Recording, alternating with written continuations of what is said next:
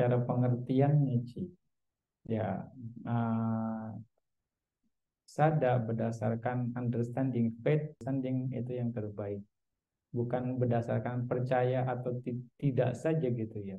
Kalau cuma sekedar yakin itu seperti dogma. Ya, itu blind faith. Ya, keyakinan yang buta. Benar atau tidak nanti saja, biarkan saja. Biar semuanya menjadi rahasia. Gitu kan. Itu keyakinan yang buta. Nah, ehipassiko itu keyakinan yang berdasarkan pada pengertian benar. Pengertian Anda akan mengerti kalau Anda mengalami langsung. Pengertiannya seperti itu. Sehingga akan menumbuhkan atau menguatkan sada Anda itu sendiri. Ya kan? Di sana yang membedakan. Kita nggak perlu yakin. Kita nggak cuma ya cuma sekedar yakin. Makanya Buddha sendiri di dalam Kalamasutra jangan percaya saja, ya kan? Jangan begitu saja percaya dengan tradisi, jangan begitu saja percaya dengan desas-desus, jangan percaya saja dengan kebiasaan-kebiasaan yang ada, bahkan jangan percaya juga dengan guru ataupun kitab suci Anda. Anda harus melihat dan juga harus mengamati dan juga harus bisa membuktikan bahwa bahwa ini adalah ini sesuatu ini bermanfaat atau tidak, bermanfaat untuk diri sendiri atau bermanfaat untuk orang lain atau bermanfaat untuk diri sendiri dan orang lain ketika dilakukan. Kalau memang itu bermanfaat bagi diri sendiri, bagi orang lain, dan bagi diri sendiri dan orang lain, lakukan itu dengan baik, kerjakan. Nah, ini adalah sebenarnya uh, suatu perbuatan yang didasarkan dengan logika. Kalau memang nggak bermanfaat, ngapain kita lakukan? Ya kan, bermanfaat untuk diri sendiri tapi nggak bermanfaat untuk orang lain. Juga Buddha bilang jangan dilakukan. Kalau hanya bermanfaat untuk orang lain, nggak bermanfaat untuk diri sendiri, jangan juga dilakukan. Kalau sesuatu itu bermanfaat untuk diri sendiri dan bermanfaat untuk orang lain, lakukan. Ya, dua pihak harus mendapat manfaat diri sendiri dan juga orang lain. Ya, kalau misal diri sendiri saja, kita akan jadi egois. Yang penting saya untung saja. Yang penting saya enak saja. Itu akan menambah keegoisan kita dan itu akan menambah loba kita juga. Ini sangat bahaya muatannya gitu. Tanpa sadar kita hanya mengejar keuntungan kita sendiri saja.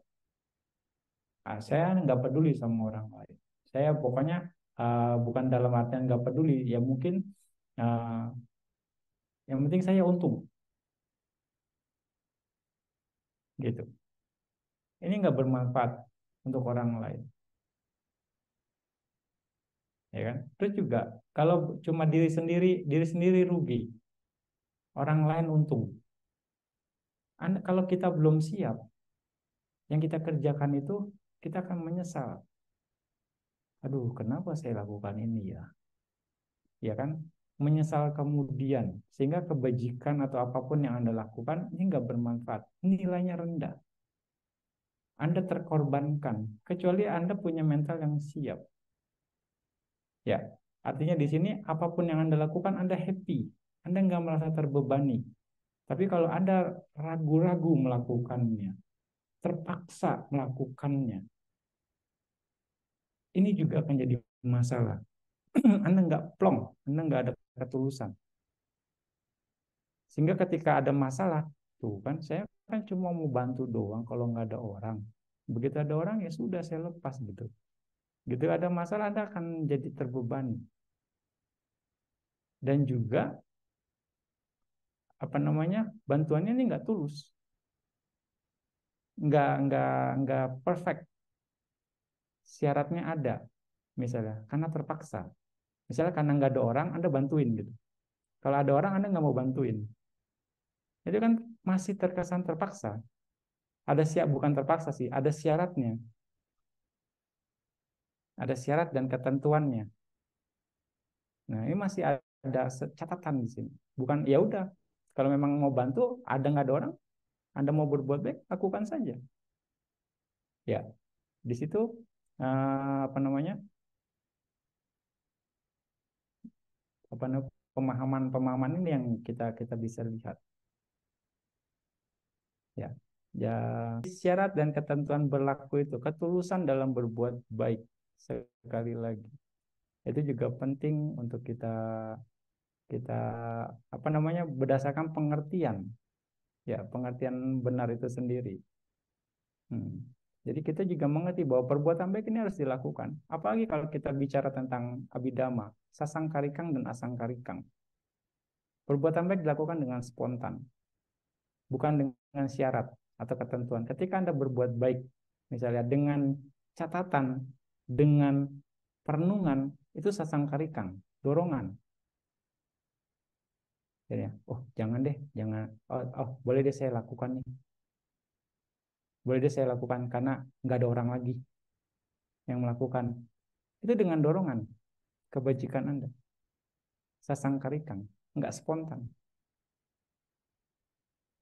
Kalau Anda spontan, ketika ada niat baik Anda lakukan, mau ada atau nggak ada orang, Anda lakukan kebajikan itu spontan. Mau misalnya kebajikannya, misalnya Anda berdana makan nih, ya. Ketika Anda melihat meja makan yang Bante itu penuh, Anda nggak berpikir mau makanan saya dimakan atau enggak, saya niat berdana, langsung saja.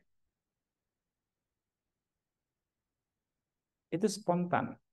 Anda nggak peduli mau makanan Anda dibuang kek, mau makanan Anda nggak dimakan kek, udah.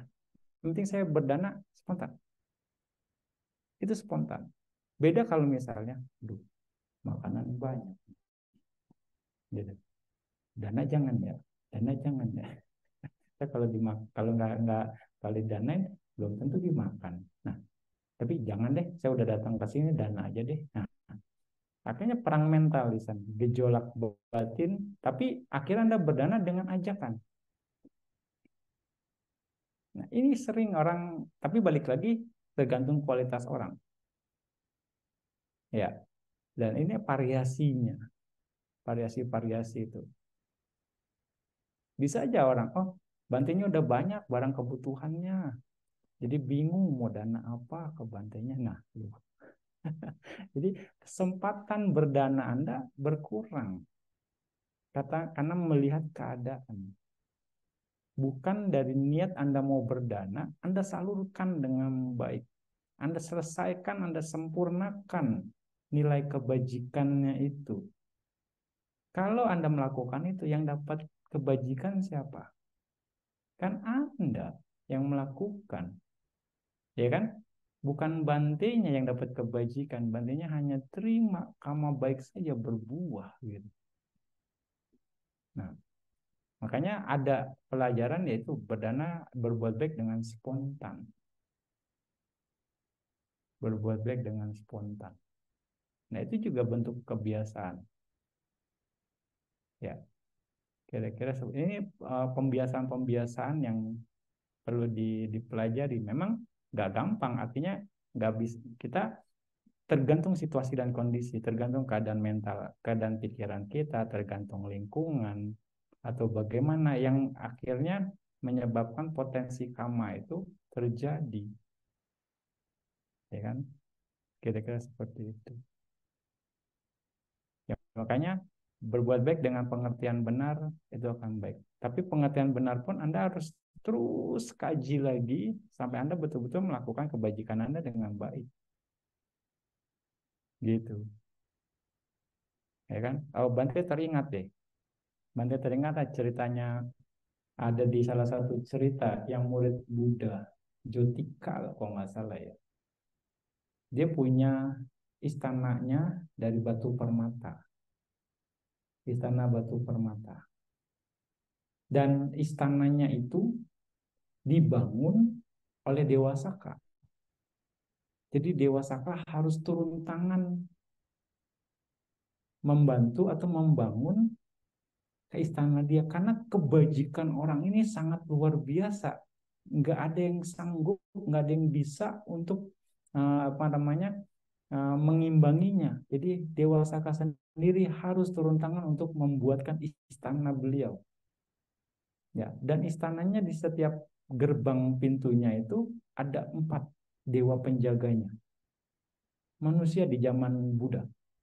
Ya, dan Dewa Saka pun juga harus memberikan Dewi sebagai istrinya. Coba, luar biasa sekali kebajikannya gitu. Istananya dari batu permata,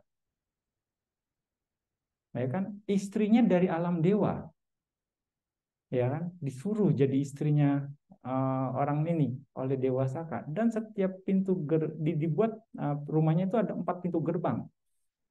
Coba, ini lebih-lebih dari bangsawan kalau ini kan.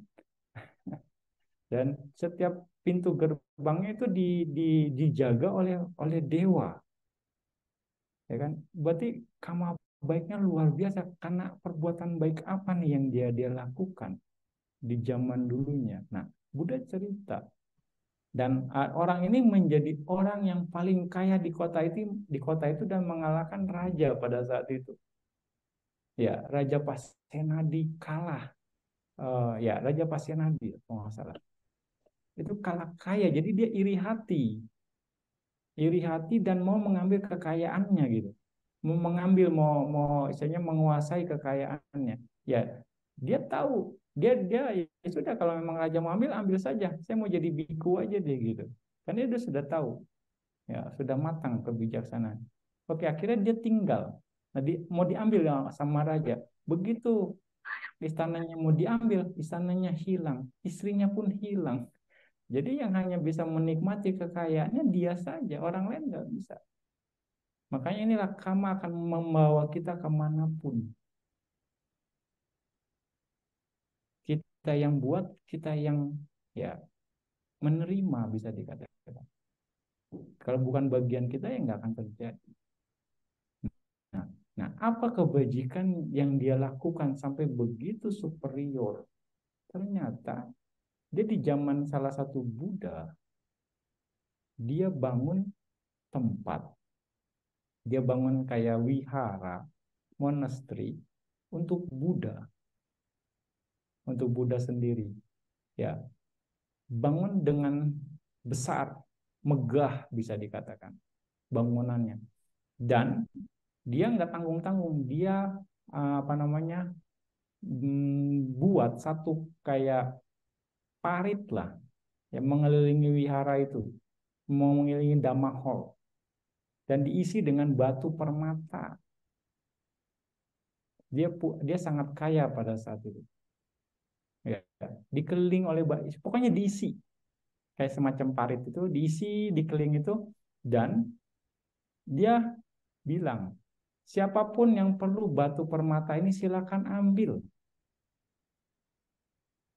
Jadi nggak dengan syarat, yang miskin aja ambil ya, yang butuh aja ambil, yang enggak, dia bilang siapapun yang mau batu ini ambil. Dia betul-betul melepas. Ya, seperti itu. Jadi orang yang datang situ ngambil. Dia mau kaya, dia mau miskin, dia ambil. Kayak karena udah ada itu, akhirnya kosong, diisiin lagi sama orang ini, diisiin lagi. Jadi tanpa syarat, dia memang mau memberi gitu. Totally seperti itu. Ini sikap mental dia yang dia buat, dan akibat dari kebajikan itu, dewasa harus turun tangan bangun istananya dia. Begitu, berarti kan kebajikannya luar biasa. Ya, itu salah satu dari murid utamanya Buddha ya. Ya, itu ada Anda bisa baca di riwayat Agung para Buddha, cerita ini, Chronicle of the Buddha, ya, di situ. Hmm. Jadi, ya itulah hasilnya kebajikan, kualitas-kualitas kebajikan yang ada, ya kan? Makanya karma ya siapa yang berbuat dia akan menerima, siapa yang nanam dia akan petik, apapun. Jadi nggak akan ketukar mau dibilang. Ya, bagaimana kita melakukannya. Tapi sekali lagi kita harus melihat situasi juga, kita harus berbuat baik dengan bijaksana. Ketika memang kita memang matang kebajikannya, ya itu nggak ada masalah, gitu kan. Bukan sesuatu hal yang bisa bilang, mungkin orang sekarang hitung-hitungannya kuat. Waduh, wah, keenakan dia aja gitu kan. Mungkin ya, ya, ntar dimanfaatin, ntar Anda bagaimana? Nah, itu berbeda.